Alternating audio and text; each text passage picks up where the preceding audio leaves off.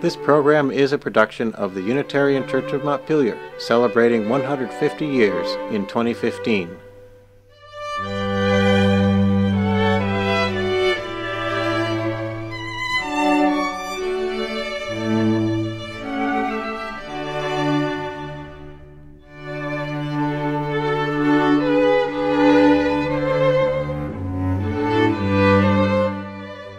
Since all these gatherings begin with a chalice lighting, I'm going to do our virtual chalice here.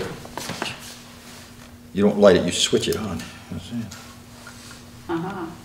It sort of looks like it's glowing. This is by William Ellery Channing, who is considered the founder of American Unitarianism, or one of the early shapers of it anyway.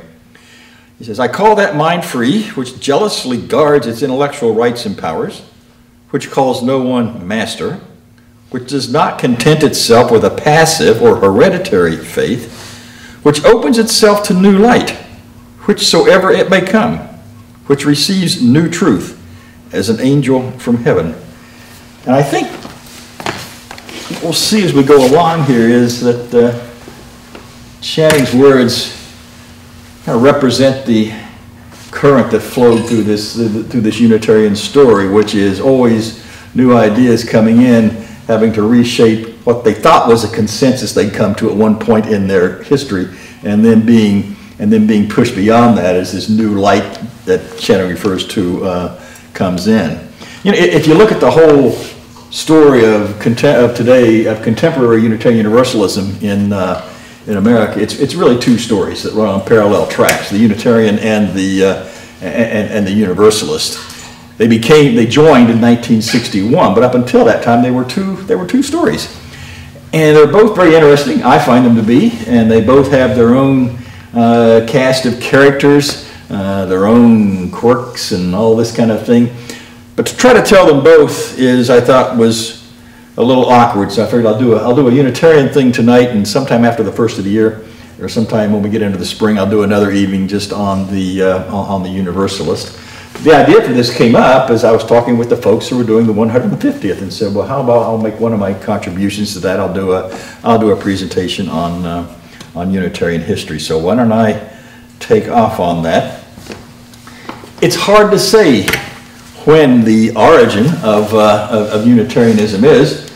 You could say it started clear back in the times leading up to the Council of Nicaea, and the people who took the From Jesus to Christ series will know what I'm talking about here. The first several centuries of Christianity were probably in some ways the most diverse at all, because they were trying to come to terms, the early Christians were trying to come to terms with who Jesus really was. And by the time it got to the Council of Nicaea, where they hammered out the Nicene Creed and sort of made Christianity the official religion of the Roman Empire, it came down to a discussion or a debate really about whether Jesus was of the same substance of God, meaning was he also God, or was he of a similar substance of God, meaning he was still considered to be the Son of God, but not the same as God. And that was the big debate there. And the people who said he was the same substance were the ones who won out, and that was put the doctrine of the Trinity in place, and that stayed in place for most Christians up until this day. But it stayed in place up until about the 1500s, when one of the Protestant reformers named Michael Servetus came along. You know, he was primarily a physician, a doctor, but he published a little treatise called On the Errors of the Trinity. Servetus thought that if we could get rid of the doctrine of the Trinity, Christianity would be much more amenable to a number of other faiths, instead of it being a stumbling block. And so he wanted to, he still considered him a Christian, but he wanted to get rid of the doctrine. He wanted to go back to what the Council of Nicaea said, that Jesus was of a similar substance to God, but not of the same. In his naivete, Servetus went to Geneva to present this to challenge John Calvin with this, and ended up getting himself burned at the stake in 1553 for questioning the doctrine of the Trinity. I've always find it interesting that the first Unitarian martyr was not killed at the hands of the Catholic Church. He was killed at the hands of a so-called, alleged anyway, Protestant reformer, John Calvin. So what happened after that was, after 1553, and Servetus is executed there in Geneva. There was something of a revulsion that set in against that. And Unitarianism actually began to take roots in various other places around Europe after Servetus died. Most predominantly in what was then called Transylvania, which is now Romania and Hungary. Some of the first Unitarian churches to be established in the late 1500s were in some of these little villages. And interestingly enough, they're still there. A lot of those Unitarian churches, 400 years later, are still in these little villages in Romania and Hungary. And the village is kind of built around those Unitarian churches. The really outstanding thing about that, as I found, is that those churches were able to withstand, they survived some 60 to 70 years of communist domination. They still persevered through all that time. And we've had a movement within our Unitarian Universalist Association. I don't think this church is a part of it, but some are, where, particularly after the fall of the Berlin Wall and the plight of these churches was really revealed, a number of Unitarian Universalist churches they adopted them as kind of like sister brother churches to kind of help them out. And so they're still there. To back up, what got that going was a king named Sigismund of Transylvania in 1568. He issued what was called an Edict of Religious Toleration. Part of that was in response to the Servetus execution, where he basically said, no, we're going to tolerate a range of religious thought and practice, and whatever religions can put forth the most compelling case for who they are, they can exist. And so that was the flavor. That was what allowed the Unitarian churches in Transylvania and which is now, like I said, Hungary and Romania to get going. So it begins taking root here in different places around Europe. In England, it takes root, and the primary leading proponent in England was Joseph Priestley, who was primarily a scientist. He's credited with the discovery of oxygen. Priestley was a political radical. He was a vocal and writing advocate or supporter of the French Revolution, but he was a proponent of the compatibility of religion and science. So you had, what's that?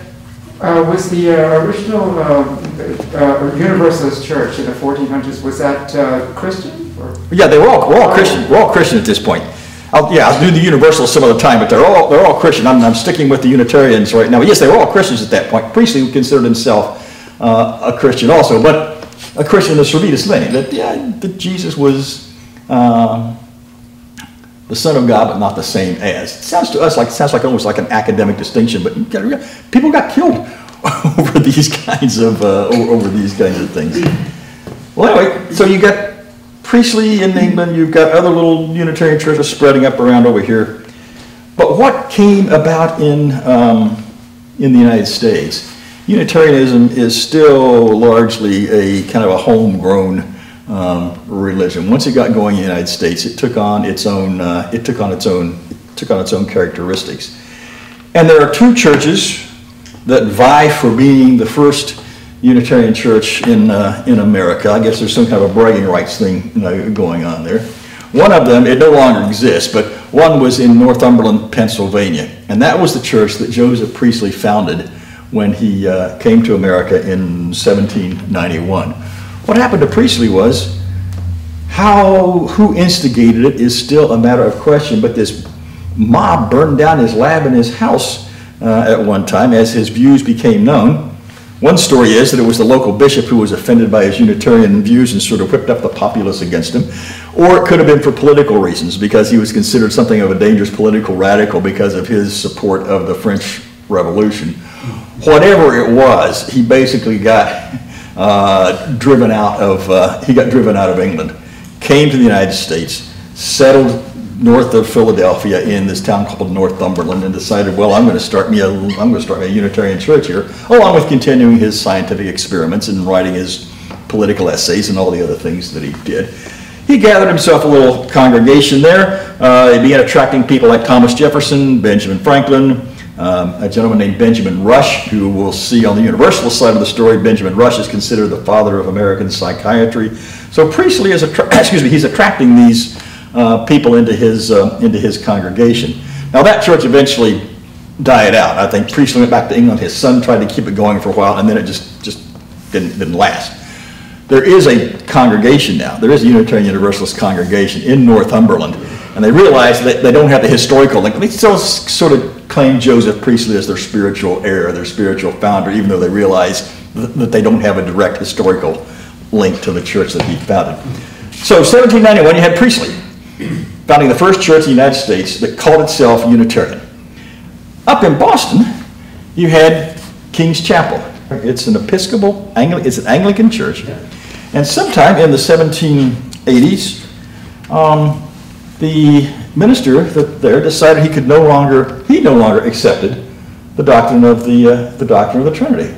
And so they still used the Anglican form of worship. They still had the Book of Common Prayer. What they did was, what he and I guess probably a few other people in his congregation, they went through and they just edited out all the references to the Trinity, or just changed the language enough so that it was no longer Trinitarian, but still kept the same structure, still kept the Book of Common Prayer, still did all the stuff that Anglicans do in their worship services, but just tweaked the language enough so it became Unitarian theology instead of Trinitarian theology. And King's Chapel is still there. I mean, it's right.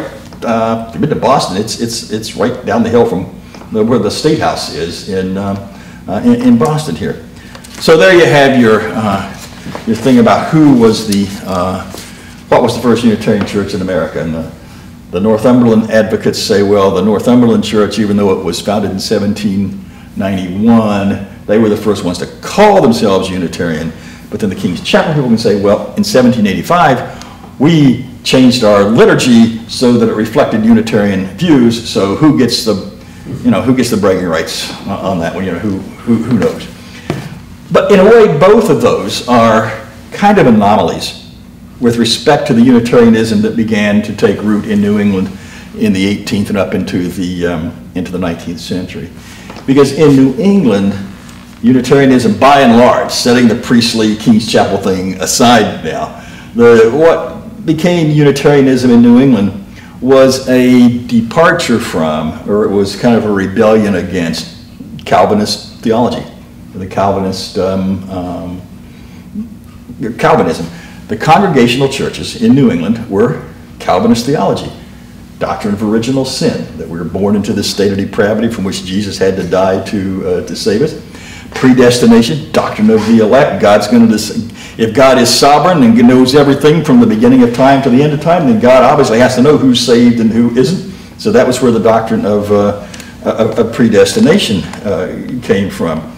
The Unitarians were the ones, in addition to disavowing the doctrine of the Trinity, the Unitarians were the ones who tried to put forth an alternative view of Calvinism. Again, they still consider themselves Christian, but they were non-Calvinist or anti-Calvinist Christians. And one of the chief proponents in New England was the guy whose words I read a few minutes ago to light the chalice, and that was William Ellery Channing. He was the minister for most of his career of what was called the Federal Street Church in Boston. It is now the Arlington Street Church. If you know Boston, it's right there on the corner of Arlington and Boylston Street up at one end of the common. The thing I find interesting about that is right across, if you've been there, you know what I'm talking about. Right across the street, right across Arlington Street, where the corner of the Boston Common comes up, there is a statue of William Ellery Channing. And it's lined up so that if you're in the pulpit and they open up the back doors, there's Channing directly across the street staring right back at you. And I've spoken in that church a few times, but never with the back door open. I thought that had to be kind of intimidating if you're up there and there's William Ellery across the street keeping check on you. So he is considered the founder of American Unitarianism. Now what happened was the Unitarians began essentially taking over the established First Parish churches. Now, do you know what First Parish actually means historically? Who knows what First Parish means? You know what? Is it the first church in the town? First church in the town, and it was the church that was supported by everybody in the town, not just the members. Parish did not refer to the members of the church. Parish referred to the geographical area of the town in which it's located. Remember, we're talking, these churches starting to be established in the late 1600s. There was no, by that, the whole church-state thing hadn't happened yet. So the first parish church was the church that was established, and everybody in the town, whether they worshiped there or not, whether they had anything to do with it or not, paid the tax to support that church. And that was what paid for the church and the ministry and everybody else, was the whole town was taxed to support the first parish church. Now other churches, you could put other churches up, but they were kind of on their own. And these first parish churches were congregational Calvinist in theology. What happened, was called the Unitarian controversy throughout the early years of the 19th century, the 1800s, was that if you could get a majority, see the church though still retained the prerogative of calling its minister. So if you could get a majority of the congregation who were of a, and the terms liberal and Unitarian were kind of used interchangeably there, if you could get a majority of the congregation that was liberal/Unitarian, they would call a minister of a Unitarian persuasion, and they would become a Unitarian theology church. In 1803, I'm not sure what the political machinations were that made this happen, but the Unitarians got control of the Harvard Divinity School, which meant they began the people they were educating were being educated for Unitarian preaching. And so, if a first parish church got to the point where it could call a Unitarian minister, and here's the Harvard Divinity School more or less cranking them out, then you had, that was the process that was in place. So if you go in New England now, if you go, especially in Massachusetts, you know, the whole parish thing, I don't think it made it up here up into Vermont. This was largely Massachusetts, southern New Hampshire, Maine, maybe a little bit of Rhode Island, Connecticut, right around in there. If you go into those, particularly Massachusetts, if you see the first parish church in, I don't know, Haverhill, Massachusetts, if the first parish church in that town is a Unitarian church, that basically means the Unitarians prevailed back there in the early 19th century. If it is a congregational church, that basically means the Calvinists held the fort and kept it for themselves. In Nashua, there's a first parish church, and it's congregational. Nashua, most of you know, I served the UU Church in Nashua for 24 years. And so our church, the Unitarian Universalist Church of Nashua, was a few blocks away from the first parish church of Nashua. What that means is the Unitarians, the Nashua UU Church was founded in 1826, which was right at the heart of when all this was going on. What that meant was that the Unitarians in Nashua, they didn't have enough of a critical mass, they didn't have enough of a majority to take over the first parish church, and so they had to go build their own instead, which is now the Unitarian Universalist Church of Nashua. But that was the Unitarian controversy of the early 19th. Which of these first parish churches is going to remain congregational Calvinist? Which ones of them are going to go Unitarian? And that kind of played itself out.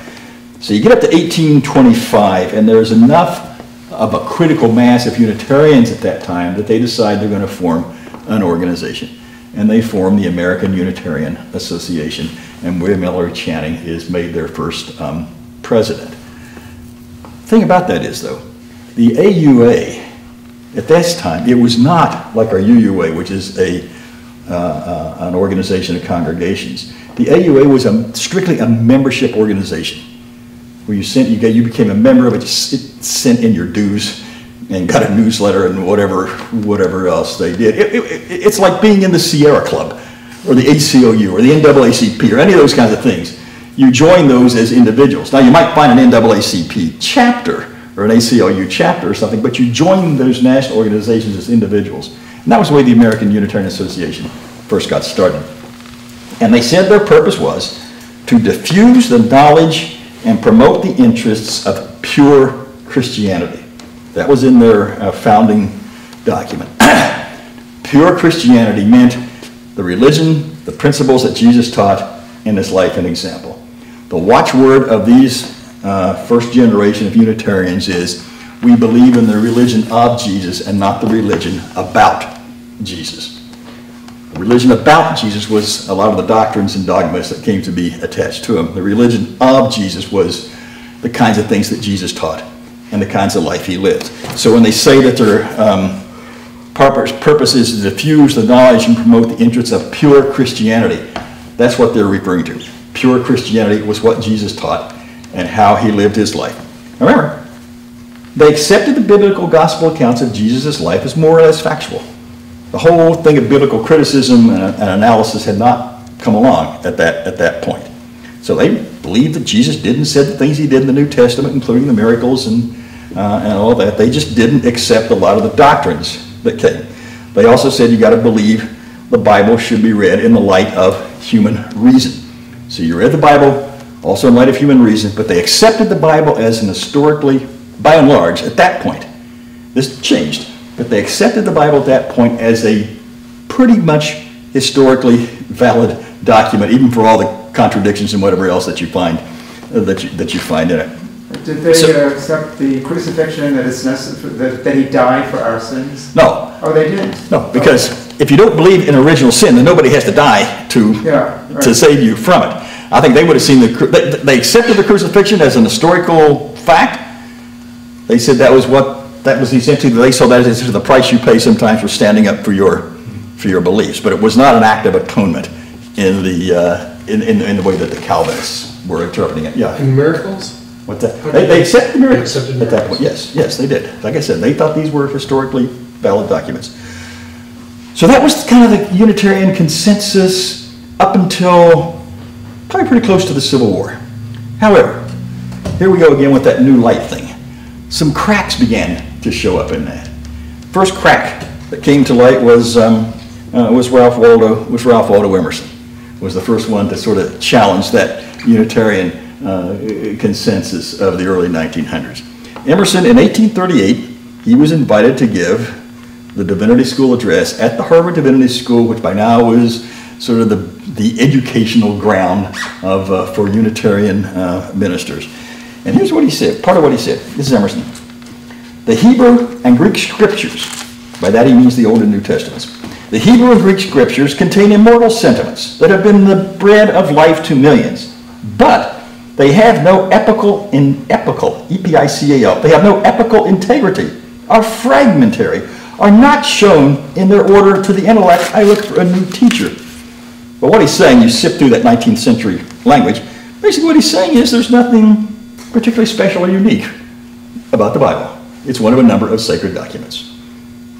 Jesus is one of many prophets, not one. And Emerson ended up, he started out as a Unitarian minister. He was the minister of the Second Church in Boston, which following his father's footsteps, who was also a Unitarian minister. Emerson left the Unitarian ministry, became this transcendentalist philosopher and essayist. He maintained his ties with the First Parish Church in Concord, Massachusetts, which had become Unitarian.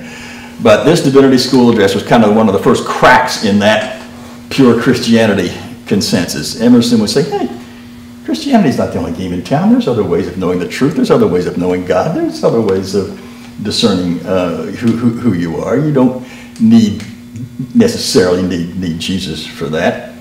So that was one crack. The other one of the students who heard Emerson give that address was a man named Theodore Parker, who became a very outstanding Unitarian minister, albeit something of a persona non grata among his Unitarian colleagues. In 1841, this is 3 years after Emerson's Divinity School address, Parker gives a sermon at an ordination ceremony, which he called The Transient and the Permanent in Christianity. He was echoing Emerson in some ways. He was saying that remember, he's still a Christian. He's still calling himself a Christian here. But the transient and the permanent in Christianity, the point of Parker's sermon was, he said that the permanent things of Christianity are the eternal truths that Jesus was teaching. He said the transient part was Jesus' life. The transient part are the doctrines and dogmas. For him, he was saying that Jesus was a vessel, a transient vessel, if you will. The Bible is a vessel. Are vessels, transient vessels, through which these eternal truths are taught. And by implication, he was saying the same thing as Emerson. There's other ways of knowing the truth besides just reading about Jesus and following the New Testament, the transient and the permanent in Christianity. You say that today, you could probably say that in some of your more liberal mainline Protestant denomination churches. Nobody would say, yeah, that makes sense. Didn't make sense to too many people then. Even among the Unitarians of his day were not ready to hear that. Parker had this huge, got a big following, had a big church out in West Roxbury, Massachusetts, but he never really was embraced by his fellow Unitarian clergy. Parker was also a very, very strong abolitionist. He supported the abolitionist cause. He was not a pacifist. In fact, he raised money to help pay for the raid on Harper's Ferry that John Brown did against the federal arsenal there. So he was, in addition to being way ahead of his time theologically, he was very much a political radical in his day as well. But what Emerson and Parker did was kick off about a 50-year conversation within Unitarianism. And it was between we need to maintain our definitively Christian identity on the one hand, and we need to be more than Christian on the other. And that debate went on within the Unitarian circles from about 1840, when Parker gave his sermon, up until about the 1890s. And Emerson and Parker founded an organization within Unitarianism called the Free Religious Association, which was trying to push Unitarianism beyond its Christian, albeit liberal Christian boundaries. This conversation, they had this back and forth for like 50 years of debates and meetings and trying to pass resolutions that would enforce one side or the other. This church was founded in 1865. So it was founded right in the middle of when all that was going on. And the fact that they were initially called the Church of the Messiah means that they came down on the side of the people who said we still have to maintain our definitively Christian identity. So it was founded as a liberal Christian church right when that whole discussion was going on. Well, the guy who was right in the middle of it all was a fellow named Henry Whitney Bellows. He was the minister of the All Souls Church in Unitarian in New York City. He and Clara Barton founded the United States Sanitary Commission during the Civil War, which later became the American Red Cross. Bellows founded what he called the National Unitarian Conference in 1865. That was why he tried to make an organization of actual Unitarian churches. Remember, the AUA is still being a membership. Bellows says, no, we need to have an organization of Unitarian churches, not just members paying their dues to this AUA. Bellows also was trying to find a compromise between these competing factions. And he used the image of a compass, not a compass that you try to find your way by, but a compass you draw a circle with. And he says, okay, one leg of the compass needs to be Jesus, needs to be Christianity. And it's got to stay there right there in the middle. He says, but the other leg, it can swing as far and wide as it wants to be more encompassing. Well, as is the case when people try to find compromises, the people who are really, it didn't satisfy the Free Religious Association people because it still kept Jesus in the middle. It didn't satisfy the real hardliners, we still want to be Christian because it included this other thing. But it must have appealed to enough people in the middle, because finally in 1894, we finally get at another meeting of these delegates of a Unitarian conference. It was kind of a forerunner of our general assemblies. They got together and they passed this preamble to their constitution. Interesting language. These churches accept the religion of Jesus, holding in accordance with his teachings that practical religion is summed up in love to God and love to man. It kind of goes on with that for a while. Then they put a loophole in there. They kind of put an escape clause. They call it a liberty clause, which read this way. Nothing in this Constitution is to be construed as an authoritative test, and we cordially invite into our working fellowship any who, while differing in belief, are in general sympathy with our spirit and practical aims. It's like they're having it both ways, and somehow it worked, because according to this story, this resolution passed unanimously.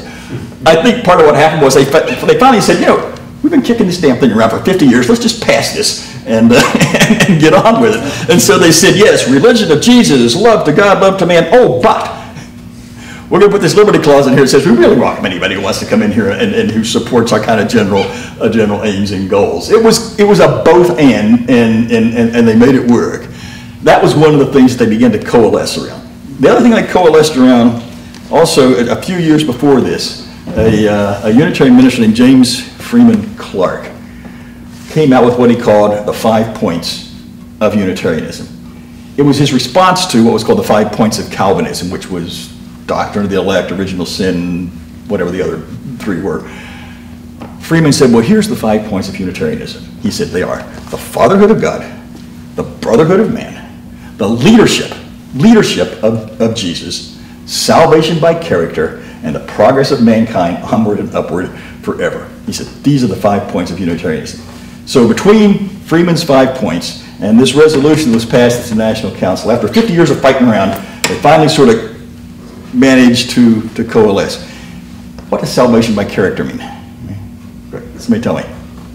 You know. Good works. Good work, yeah. Salvation by, that was his reply to the Calvinists, who said there's only salvation is through Jesus' death and there's nothing you can do about it. He either died to save you as one of the elect or he didn't. Salvation by character meant by your own good works. You can live a quote-unquote saved life using the leadership of Jesus. They put that still in there because they wanted to keep a reference to Christianity. So here it was after, so now you go back to Channing and this kind of pure Christianity consensus. That gets broken up by Emerson and Parker and all the Free Religious Association people. They come back together again on this kind of more or less compromise between those 2 groups. And they all come up with a document and a thing they can live with. And that holds for about 30 years as you get into the 20th century. A couple of things happen. Are they believing in a literal heaven and hell though at the end of life? No, not so salvation, when he says salvation. You're talking about salvation in this life. Just primarily, yeah. I mean, they believe in an afterlife, but they kind of left it open as to what it was really about. It was the Universalists who just flat out did not believe in hell. We'll, like I say, get their story in a couple of months here. Okay. That consensus more or less held up until about the 1930s. Remember, they're both still referencing God. They're pretty comfortable with God language wherever their theology is going, or wherever their views about Christianity are going. They still talk about fatherhood of God. Until you get to the 1930s, and this thing called the Humanist controversy comes along. Their Humanist manifesto. Humanism becomes a force. Humanism, without to get too far into it, basically says that you can live a good moral and ethical life without any kind of reference to a deity at all. It was a sort of a non-theistic way of ethical living. I mean, that's boiling it down very quickly. I consider myself to be a religious humanist in that I believe that there is no supreme being who is going to bail us out of any of the situations we get ourselves into. At the same time, I happen to think that the religions of the world do have some things that teach us about being good humanists.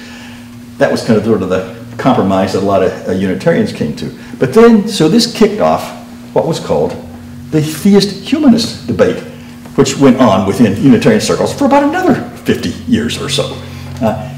Still is to some extent, but not that much. I came into the Unitarian Universalist ministry in 1979 as this whole thing about do you have to be a theist in order to be a Unitarian Universalist was still kind of going on. By that time, we'd made room for both. Because what happened was in 1961, as I said earlier, both the Unitarians and the Universalists merged and became the Unitarian Universalist Association.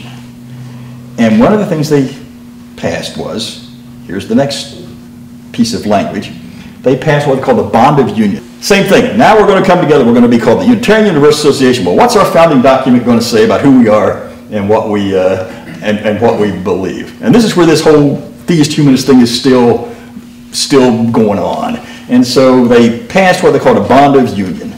I'm just going to point out 2 of the categories, or 2 of the lines in it. They said, the purpose of the Unitarian Universalist Association is to cherish and spread the universal truths taught by the great prophets of humanity in every age and tradition, immemorially summarized in the Judeo-Christian tradition as love to God and love to man. So they're still keeping that piece. What was interesting was they had this big debate. I don't know if Norma was there for this part or not, because there were things that led up to this. This was what was finally ratified in '61. There were years leading up to this. They had a conversation, and they had to take a vote on whether it was going to say immemorially summarized in our Judeo-Christian tradition or immemorially summarized in the Judeo-Christian tradition. They had to take a vote over 2 3-letter words, our and thee. To say our would have meant we were still specifically identifying with the Judeo-Christian tradition. If they'd said memorially summarized in our Judeo-Christian tradition, that would have meant we're all buying into the fact that we're a part of this Judeo-Christian tradition.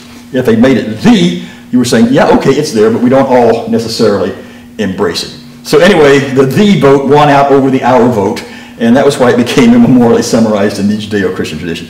Another one, and this was the humanist piece of it, to affirm, defend, and promote the supreme worth of every human personality, the dignity of man, and the use of the democratic method in human relationships. No theistic references in that one at all. Similar to that thing passed back in 1894. A little something for both. In 1894, it was something for the Christians and the more than Christians, but didn't question the existence of God. In this one, it was something for the people who still want some kind of a acknowledgement of our Judeo-Christian heritage and tradition, but the humanist clause was the one about affirm, defend, and promote the supreme worth of every human personality. No reference to God in that one at all. So again, it was one of these things, you try to put 2 things into one document so you keep everybody on board. All right, I'm going to try to get done here a little bit. So this goes forward. Now you got the Unitarian Universalist Association. That bond of union only held for about 20 years. About the time I came into the UU ministry, I came in, I had my first church in 1979, and this bond of union was already being questioned. A couple things happened then. First, there was a large influx of women coming into the UU ministry who decided they really couldn't hack all the sexist male language that was in it. They said, we need a new set. We need a whole new bond of union because this one is just, it's all man this and man that. There was also a renewed interest in spirituality. It was not a return to theism, but they were saying, okay, we got Unitarianism from 61 up until about the late 70s. People were feeling there was an overemphasis on the intellectual piece of this. It's become too much of a head trip. We need to integrate our body, mind, and spirit a little bit better than we've been doing for these past 20 years. And I think it was the influx of women into the ministry that had a lot to do with that as well. I hope I'm not being sort of backdoor sexist there, but so it was the influx of women into the ministry as the 1980s came along with this renewed heightened interest in what does it really mean to cultivate and live a spiritual life, whether you quote unquote believe in God or not. It was time they figured, let's get past this humanist theist debate and talk about what it really means to live a spiritually grounded life, whatever your beliefs may be. And let's get rid of all this, and let's get rid of all the male language. Which is why, got it here somewhere. You've all seen these, you see them all the time. So what happened was they passed the principles and purposes of Unitarian Universalism. I was actually in on this one. I went to the General Assemblies where these things were being debated in the early 1980s. You can see some of the language in there comes over from that old from that bond of union. But what they said, we're going to come up with these 7 things that we feel we can affirm together. Theistic, humanistic, doesn't matter. That, inherent worth and dignity of every person, justice, equity, compassion. They came to that. And then they said, what they did on the back, if you look on the back, it says, the living tradition we share draws from many sources. And what they were identifying, and at the time this was first ratified in 1984 and 85, it was only the first 5. That last one came later. They said, yeah, if we can come together and affirm these 7 principles, you can take whatever religious, philosophical, theological path you want to get to them, as long as we come together around these 7 points. And what that thing where it says the living tradition we share draws from many sources, those first 5, well now it's 6, but originally it was just 5. They said these are the various paths that are now most predominant within today's American Unitarian Universalism. It was an attempt, like I said, to get beyond this humanist theist debate. And if I were to say where I think the UUA is right now, I would say they're in what I would call a post-humanist position. Most of us, myself included, a lot of us consider ourselves humanist, but we're really that whole theist humanist thing just got a little old. It just got a little old after a while, and the emphasis became more upon what can we, like I said, what are some of the ways we can live a more spiritually grounded life. I would say two of the proponents, I would say, of what I would call this post-humanist phase, was when we rediscovered the whole notion of covenant. And our president of our association, John Burens, who was the president from 1993 to 1991, he said, we, meaning Unitarian Universalists, he says, we do not ask the creedal question of what do we all believe in common, but rather the covenantal question of what do we promise one another. So when these beliefs were put out, they said, we're going to put these in covenantal language. We're not just going to say, here's what we think are good ideas. Remember the opening line to that says, we, the member congregations of the Unitarian Universalist Association, covenant, using it as a verb there, covenant to affirm and promote. The word covenant in this case means promise. We'll promise one another that we'll do what we can to see that these 7 principles go forward. Forrest Church, who died way too early at the age of 60 from esophageal cancer, he was one of the primary, I consider him to be one of the sort of primary proponents of what I'm calling post-humanist Unitarian Universalism. Forrest was for over 30 years member of the minister at the All Souls Church in New York City, same one where Henry Whitney Bellows was. Side statue story here, just like at the Arlington Street Church in All Souls Unitarian Church. Anybody ever been there? Anybody been to All Souls Church in New York? If you ever gone on a Sunday morning, it's on the corner of, yeah, you've been there. It's on the corner of 80th and Madison Avenue. Off of one of the little alcoves in the seminary, they got a statue of Henry Whitney Bellows. So if you're standing in the pulpit at All Souls, you've got Bellows over there to your right, kind of checking you out. Just if you're in the pulpit and the back door is open at Arlington Street Church, you got Channing staring across the street at you. So Forrest Church, I consider him to be sort of the chief spokesperson for what I'm calling this post-humanist Unitarian. A couple of his sayings have become sort of mantras in some ways for today's Unitarians, Universalists. Forrest said, religion is our human response to the dual reality of being alive and knowing that we will die. Another way he said, religion is how you respond to life, how you discover the deepest meanings for your life in the face of your mortality. His other one, which he's also known, was God is not God's name. It is my name for that which is greater than all and present in all. These were his attempts to sort of like say, get past this, do we believe in God or not? Just saying there are various number of ways of believing in God. There's a number of ways of living a spiritual life. Up in the to show that these things were flexible, somewhere in the early 1990s, whole earth-based spirituality became very much a part of the Unitarian Universalist landscape. Some call it neo-paganism, some call it earth-based spirituality. That became enough of a presence within it that at I think it's the 1995 General Assembly, we added that 6th source down there. Spiritual teachings of earth-centered traditions which celebrate the sacred circle of life and instruct us to live in harmony with the rhythms of nature. All right. I should finish up here, but I think the point is that Unitarian Universalism is really an ongoing work in progress. We're continually redefining ourselves. In the midst of that, we've been very strong social justice advocates. We were among the first denominations to go on record as supporting ministers performing what we called same-sex services of union before the legal business with same-sex marriage even became a part of it.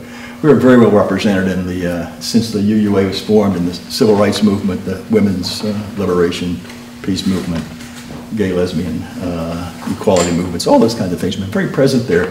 Kind of a paradox in the fact that we've done all this, but we still maintain a pretty homogenous denomination. I just think we've still got some demographic hurdles that we need to be able to get past, and I'm at an age now where I can leave that for the next generation of ministers, one of whom you're going to be calling later this spring, whoever that turns out to be. All right, I'm going to finish up with something by Gordon McKeeman. He since passed away, but a very prominent UU minister in the earlier stages of my ministry. The long histories of our faith traditions speak an affirmative voice of our belief in human possibilities They reject the notion we are fundamentally sin-sodden, disobedient creatures bound for perdition unless divine intervention saves us. They reject the notion that human destiny may be either heavenly or hell-bent. Rather, they see all of us bound together and with a single fate. Despite our fumblings, failures, foibles, and faults, we still entertain the liberating conviction that we can live in peace on this globe, that we can learn the conditions of our survival soon and well enough to prevent the species from going extinct. We're not the only folk to have ever embraced such a hopeful vision of the future, and we're happy to join hands, hearts, and hopes with others who share these convictions of our possibilities. So, that's my take on the Unitarian story. Thank you.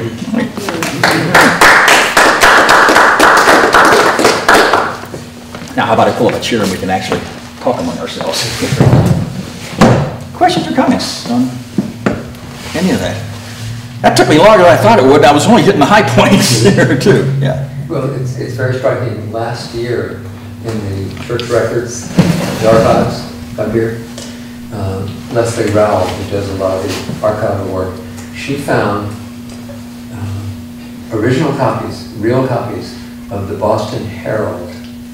I think it was June of 1903. Very, very long story. And the story was about the erection of the statue for Channing. Oh, is that right? Yeah. Which was 100 years after he took his ministry at that church. And our hunch, and it didn't say so in the document at all, our hunch is that J. Edward Wright was there at that gathering. And brought it back. And part of that is that he spent some time in Boston, and the year before, in 1902, he was given an honorary degree at Harvard, the same year that Teddy Roosevelt got an honorary degree. So there were some ties back and forth there. It was kind of fascinating. It's kind of funny about the whole thing with Harvard. When the, like I said, when the Unitarians gained, I guess it was like the board of directors gained control of the Harvard Divinity School, and they put in the, it was called the, whatever the title was, somebody, professor of divinity. Hollis, yeah. A guy named Henry Ware, who was made the Hollis Professor of Divinity, is what it's called. He was Unitarian, which meant he was going to be teaching Unitarian theology. So the more orthodox, the Orthodox Calvinist congregations figured, well, we got to find it. We're going to have to go found another seminary somewhere. So they went out to Newton, Massachusetts, founded the Newton Theological School, which has now become the Andover Newton Theological School. And the irony of that is the Andover Newton has more Unitarian Universalist students there now than Harvard Divinity School. It does. That's where Bill Payne is going right now, as a matter of fact. So, you said that the early, as I remember, you said the early Unitarian accepted as fact everything in the Bible, which means that they would have accepted original sin. So doesn't that sort of contradict that they did not accept, that they had to accept Jesus as their Savior to absolve those sins? Not really, because see, the doctrine of original sin is something that you can extrapolate from reading the Bible. Yeah. Doesn't necessarily say that it actually happened. You know, the whole thing, in the Gospels where they describe Jesus' crucifixion, there's nothing in there that actually says he's taking on the sins of humanity when he's dying. It's just recording how he died. Paul came along and said that he died. It was Paul who put the doctrine of atonement in place, and that was they believed Paul existed, and then that he wrote those letters. But then so they believe they accept the historicity of Paul's letters. But back to that thing about you could read the Bible in light of human reason, they just didn't feel they necessarily had to draw all the same conclusions. Well, I was going to ask about the Harvard Divinity School influence. How long did that go that it became sort of a training ground for Unitarian? Well, it still is. It still is. Yeah. I mean, it's at the point now where it's not exclusively. Yeah. It's not a definitively Unitarian seminary in the way that the seminary Meadville Lombard in Chicago is, or the Star King School for the Ministry is. But yeah, if you're wanting to train for the educate yourself for the Unitarian ministry, UU ministry, you go to Harvard Divinity School and get what you need. Piece I left out here when I mentioned Star King was when that whole thing was going on about, are we Christian or more than Christian, the geographical breakdown of that, I mean, this is exceptions to this all over, but as a by and large, right at that same time, Unitarianism was also spreading west. It was their Unitarian and Universalist churches were being founded in, like, Ohio, Illinois, Iowa. It was sort of making its way across the United States while that Christian, more than Christian thing was going on. And so geographically, I mean, this is oversimplifying, but the people who were more insistent upon we need to maintain our specifically Christian identity, they were the more New England-based ones. The more Western ones were the ones who were more advocating of we need to expand beyond Christianity. And Thomas Starr King, who was raised Universalist and became Unitarian, he went and founded the first Unitarian Church of San Francisco. He was more in the more than Christian camp. Starr King, he died of tuberculosis or pneumonia or something when he was only 39 years old. And he is credited in history books, beyond being a Unitarian minister, he's the one who's credited with keeping California as a Union state in the years that led up to the Civil War. Now, you said that it was forbidden fruit, not an apple. Assuming you attach some sort of significance to that, of any kind, what do you think was meant by forbidden fruit? Knowledge. The forbidden fruit was knowledge. It was the knowledge of good and evil. See, that's why I think that. I think Eve did the right thing. Who did the right thing? I think Eve did the right thing by. See, the way that's interpreted is what it meant was that the human knowledge superseded divine knowledge. That was what she was punished for.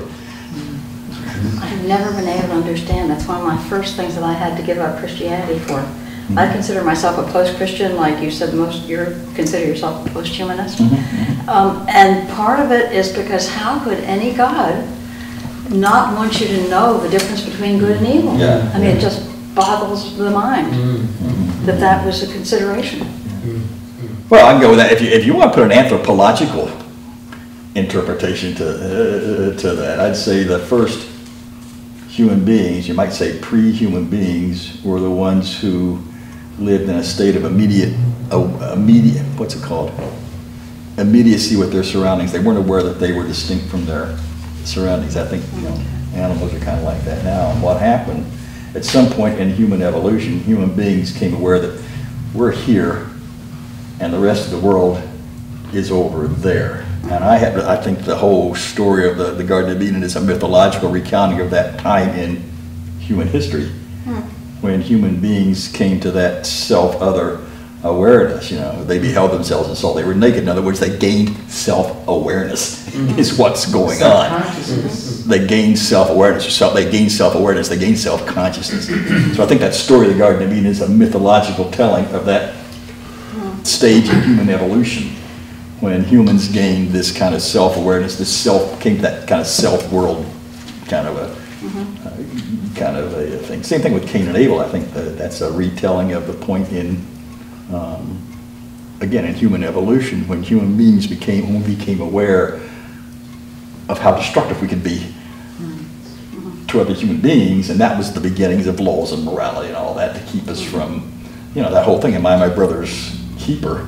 Is really a way of that was the point in human evolution when human beings had to start asking themselves, probably in a very primitive kind of a way, but had to start asking themselves, okay, what kinds of structures do we need to put in place so we don't just kill each other off when we get mad at one another. I think that was the beginning of morality and ethics and all that. Am I my brother's keeper is a mythological recounting of when humans discovered that we needed some sort of moral and ethical codes if we were going to survive with one another. I'll say one of the most literal translations of the Ten Commandments thing, it says, "Thou shalt not kill." We read that now as a universal pronouncement, which is a good thing to do.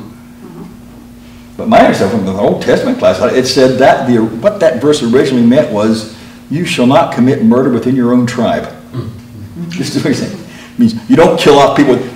What you do with somebody else is it's another matter. Where's the evidence for that? Where do you? Just some.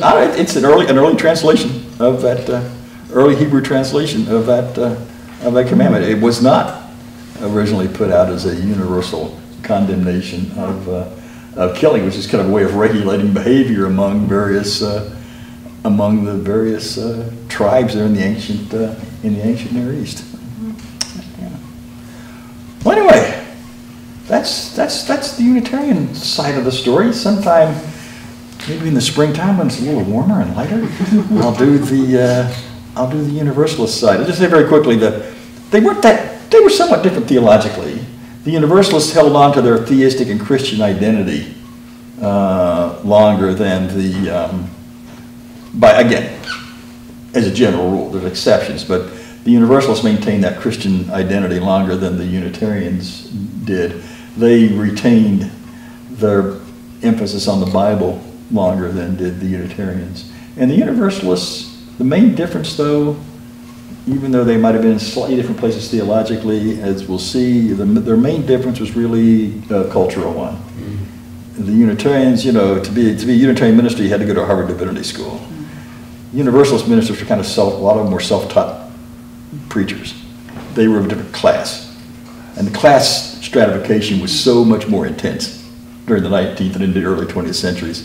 What was the old line about the Cabots only talk to the lodges and the lodges only talk to God, or whichever way that goes. The Universalists were just regular folks. They were working class, blue collar people.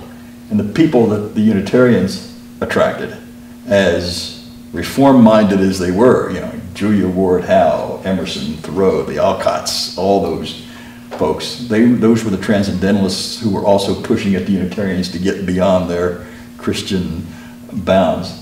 They were very well, they were on what we would consider the right side of both social issues. They were the cultural elitists of their day. It was pretty much, it was a religion. The Unitarians were by and large the cultural elitists, whereas the Universalists were more the, working class people had to get up and go to work every morning and do stuff that working class people do. I'd like to find out a little more about this because the church in Barrie is Universalist. Mm-hmm. I'd like to learn a little more about the history of that church. I got a feeling that some of its earliest members were probably people who were working in the stone stone quarries over there and like that. Yeah. I have a question about communion. Mm-hmm. Has the Unitarian Church ever had that kind of communion ritual? Yeah. I mean, most Unitarian. There's some communion plates around here somewhere out there, Peter. This summer, the cabinet up in the corner. Yeah. Second floor. The doors were locked for a long time, but a locksmith came in, got the key and opened the doors. And there were 2 communion pitchers, this big, and there were communion service. So when did they get rid of that, or do they? Is that? Some still do. King's Chapel still serves. King's Chapel still considers itself a Christian congregation. If you go there, you will hear the Bible read and a Christian centered service. And there are some other Unitarian churches that do that as well. But again, they're not saying this is Jesus' blood that was shed for you. It's more of a way of just saying, of establishing our connection with it. It's a way of reaffirming our ties to Jesus and His life, and teaching the communion service is a way of doing that. So they still retain a lot, even though they broke away theologically from the ones that stayed Christian, still retained a good deal of the Christian form. Rituals. It's like with the prayer book. They still use the prayer book. They just tweaked the language a little bit. They still kept the ceremonies and the rituals. They just changed their meaning a little bit. Yeah. Okay. Hey, thanks a lot, guys. We can put the chairs on the rack over there, and we'll get ourselves out of here.